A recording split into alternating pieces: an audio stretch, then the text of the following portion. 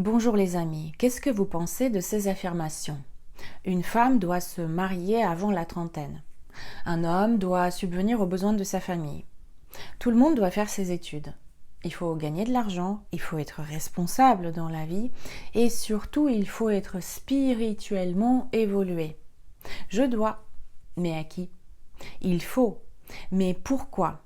À partir de la maternelle, on met dans la tête des enfants des normes, des valeurs, des coutumes, des usages, des traditions que pour une raison inconnue, nous devons suivre plus tard. Mais à qui je dois et qu'est-ce qui se passe si je ne le fais pas?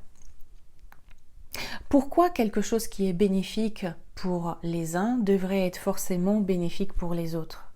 Est-ce que quelque chose qui fait partie du système des valeurs et de la liberté des uns ne sera pas par hasard sévèrement restrictif pour d'autres personnes? Ce n'est pas parce que votre grand-mère s'est mariée à l'âge de 25 ans et que son mariage lui a été bénéfique que ce sera forcément le cas pour vous. Premièrement parce que vous êtes une personne différente et deuxièmement parce qu'aujourd'hui, vous vivez des années et des années plus tard avec une mise à jour de votre système de valeurs et de vos croyances. Je m'appelle Olga Alexandrova et aujourd'hui je vais aborder le sujet du système de valeurs sous un angle un peu différent. Je ne vais pas vous parler aujourd'hui si regarder la télé est mieux ou pire que de lire un livre sur le développement personnel. Je ne vais pas vous expliquer en quoi c'est mieux ou pire de faire une retraite spirituelle que de traîner dans son canapé en pyjama avec une clope ou une bière à la main. Aujourd'hui, je vais vous demander de regarder ces activités, lire un livre sur le développement spirituel, faire une retraite, traîner dans son canapé, fumer ou boire comme des activités équivalentes, comme des activités qui sont finalement neutres, qui ne sont pas polarisées, qui ne sont pas coloriées, parce que la seule chose qui les colorie, c'est votre système de valeurs. Certains choisissent une retraite spirituelle et d'autres choisissent de traîner dans le canapé et de regarder les informations en boucle. Je vous propose de regarder ce qui est important pour une personne. Pourquoi on choisit telle ou telle activité, pourquoi on a un tel ou tel système de valeurs. Lorsqu'une personne choisit quelque chose, elle le fait d'après un critère et ce critère, c'est le plaisir et son bien-être. A priori, la plupart des personnes choisissent comme ça. Est-ce que cela me fait du bien? Est-ce que cela me procure du bien-être? Est-ce que ça me rend heureux avant, pendant et après? Les personnes choisissent a priori selon ce critère. Et le débat commence uniquement là où les valeurs des uns ne coïncident pas avec les valeurs et les objectifs des autres. Je vais certainement vous choquer dans cette vidéo. Beaucoup de personnes s'en fichent que vous traînez dans votre canapé. Les personnes s'en fichent que vous fumiez comme un pompier. Elles s'en fichent que vos neurones se dégradent devant la télé ou que vous ne lisez pas les livres sur le développement personnel. Par contre, là où ces personnes peuvent être dérangées, c'est que vous ne reconnaissiez pas la justesse et l'importance de leur propre système de valeurs. Les systèmes de valeurs différents sont un excellent levier pour nous diviser, une excellente stratégie pour nous diviser, surtout en ce moment. Et si c'était le moment pour regarder tout cela de plus près? Prenons les enfants. Par exemple, les adolescents qui sont nés il y a 15 ans et qui n'ont pas du tout le même système de valeurs que ont leurs parents. Les parents ont peut-être un système de valeurs qui date d'il y a 40 ans et qui n'a jamais été remis en cause. Les enfants qui sont nés il y a 15 ans ont un autre système de valeurs. Et le conflit arrive non pas parce que l'enfant n'a pas réussi aussi brillamment que ses parents. Les conflits arrivent non pas parce que l'enfant n'a pas fait de telles ou telles études. Le conflit arrive parce que l'enfant n'a rien à cirer du système de valeurs de ses parents. L'ado qui a 15 ans a son propre système de valeurs. Je vais vous choquer, mais si on prend un objectif d'un adolescent d'avoir 1000 likes sous une vidéo sur TikTok, vous allez me dire que son système de valeurs ne va pas bien. On va prendre sa maman qui s'indigne, qui lui crie dessus, qui le traite d'incapable, d'abruti, qui voudrait tellement qu'il fasse des études, mais l'enfant n'a rien à faire de son système de valeurs. Il ne le partage pas. Il a simplement un objectif qu'il voudrait atteindre, 1000 likes sous une vidéo. Et peut-être que vous aussi, vous regardez cette vidéo de l'autre côté de l'écran et vous êtes très proche dans votre système de valeurs avec le système de valeurs de cette maman. Et vous aussi, vous dites, qu'est-ce que c'est que cet objectif 1000 likes? C'est tout ce qu'il vise dans la vie, c'est tout ce qu'il veut comme but. Cet enfant n'a tout simplement pas le même système de valeurs que vous. Mais si on regarde plus profondément, encore plus profondément, cet enfant a un objectif. Il veut atteindre 1000 likes sous sa vidéo. Et peut-être qu'il l'a fait, il l'a réalisé, il voudrait qu'on soit fier de lui. Mais ses parents lui expriment que c'est un incapable, que c'est un geek asocial, que c'est un abruti. Pire encore, il y a des enfants qui montent des groupes de rap et qui voudraient que leurs parents soient fiers d'eux, mais leurs parents ne partagent pas cette fierté, ils ne sont pas contents pour leurs enfants. L'enfant voudrait qu'on reconnaisse ses réussites indépendamment de ses objectifs. Mais certains parents en sont incapables. J'ai choisi exprès des exemples qui vous choquent, parce que ces exemples-là sont niés, rejetés, dévalorisés et jugés comme mauvais.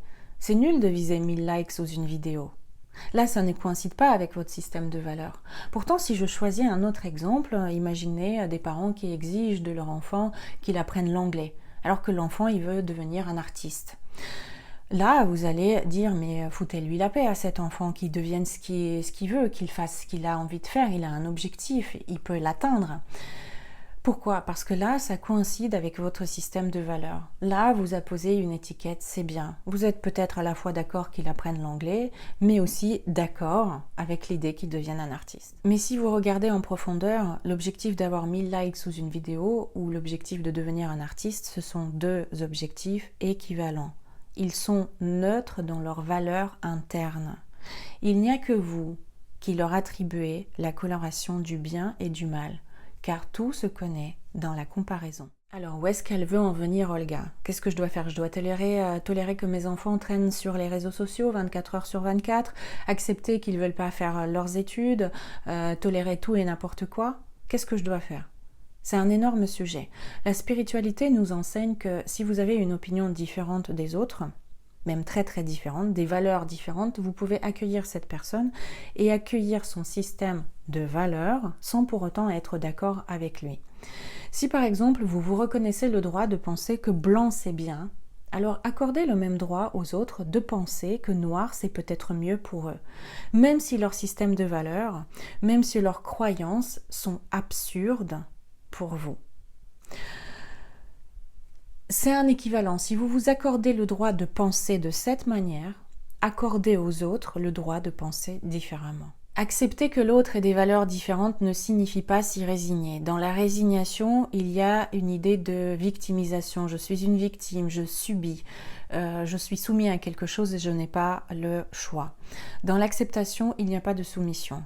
Acceptez le monde tel qu'il est, acceptez que vos enfants aient leur raison de ne pas adhérer à votre système de valeurs, de ne pas aimer les mêmes choses que vous, acceptez que votre voisin puisse penser différemment et surtout vous dire, ok, mais si quelque chose est important pour moi, mes enfants vivent sous mon toit, est-ce que je peux leur expliquer ce qui compte pour moi, donner du sens à mes valeurs, faire de mon mieux pour les éduquer, pour leur transmettre quelque chose qui a une importance capitale pour moi, sans le jugement et dans la communication non violente, je vous assure que cette manière de communiquer avec vos enfants vous garantit de semer des petites graines dans leur tête. Mais vos enfants ont toujours le choix de prendre ou pas ce que vous leur enseignez. Et encore autre chose, vous ne devez rien à personne. Mais comment ça, Olga, je ne dois rien à personne, j'ai des obligations, il faut que je me lève, il faut que j'aille au travail, il faut que j'aille gagner de l'argent, il faut que je fasse ceci, je dois cela à un tel. Si tout le monde fait ce qu'il veut, c'est l'anarchie qui se produira dans le monde. Eh bien non, ceux qui pensent ainsi se plantent, c'est l'harmonie qui se produira dans ce monde. Et pourquoi? Parce que vos véritables désirs véritables ne viennent pas des petites envies comme j'ai pas envie de travailler, je me lève et j'envoie tout balader.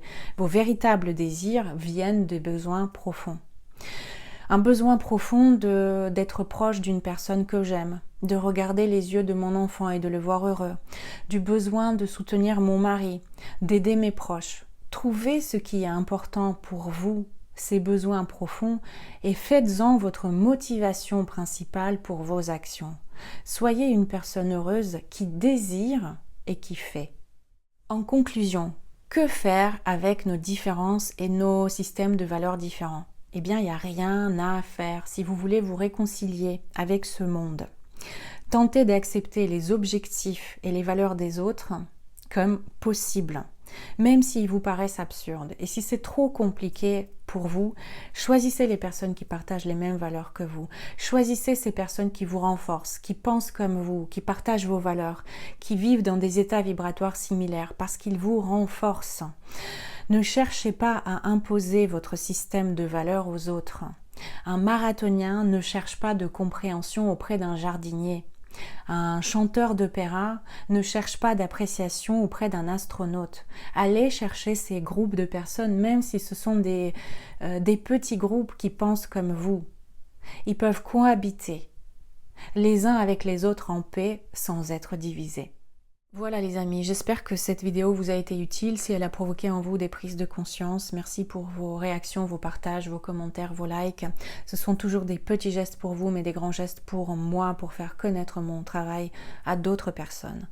Je vous laisse vous abonner à ma chaîne et à la newsletter sur mon site pour être averti des dernières nouveautés. Merci et à très bientôt.